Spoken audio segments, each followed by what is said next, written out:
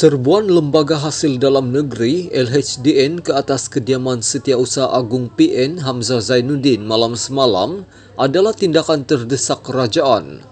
Ahli Majlis Pimpinan Tertinggi Bersatu Saifuddin Abdullah turut menganggap langkah tersebut hanyalah strategi politik murahan bagi memburukkan pimpinan kanan dalam parti itu. Ketika dia, pemimpin kerajaan, tak berkesan sebagai kerajaan, dia harus memburuk-burukan pimpinan kanan dalam Bersatu dan dalam PN, dan inilah yang sedang berlaku. Saya menganggap ia hela politik murahan ketika PHBN terdesak untuk berhadapan dengan pilihan raya negeri, katanya dalam sidang media di Kuantan hari ini. Saifuddin berkata demikian ketika diminta mengulas berita mengenai serbuan pegawai LHDN terhadap rumah bekas Menteri Dalam Negeri Kerajaan PN semalam. Kediaman itu terletak di Damansara, Kuala Lumpur semalam. Media melaporkan dalam serbuan dan penggeledahan malam semalam itu beberapa dokumen turut dirampas. Saya sendiri menghubungi Dato' Hamzah semalam bagi mendapatkan cerita sebenar tentang apa yang berlaku. Menurut Hamzah, yang dikatakan nak disiasat itu ialah perkara yang sama sebelum ini kononnya telah disiasat.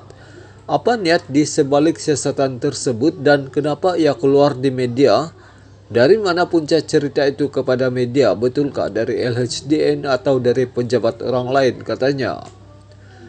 Nama dikaitkan kes rasuah. Saifuddin yang juga ahli Parlimen Indira Mahkota mendakwa dia mendapat tahu maklumat mengenai serbuan tersebut bukan datang dari sumber LHDN, sebaliknya pihak lain. Media semalam melaporkan rumah ketua pembangkang itu diserbu dan digeledah oleh pegawai dari LHDN.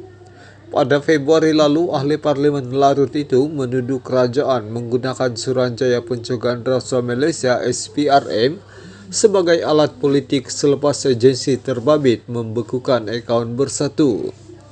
Dia kemudian menafikan terbabit dengan kes rasuah berjumlah RM15 juta selepas namanya terdapat dalam kertas pertuduhan terhadap ahli perniagaan Sim Chow Thiam. Sim didakwa pada Mei lalu atas tuduhan meminta rasuah atau suapan RM15 juta daripada seorang ahli perniagaan Hep Kim Hong pada Jun 2021. Pendakwa raya berkata wang itu sebagai dorongan untuk Hamzah membantu syarikat Hep Asia Coding Sendirian Berhad mendapatkan projek daripada Kementerian Dalam Negeri. Sim juga didakwa dengan 3 lagi tuduhan menerima RM15 juta untuk mendapatkan projek daripada kementerian sama. Dia bagaimanapun mengaku tidak bersalah atas 4 tuduhan itu.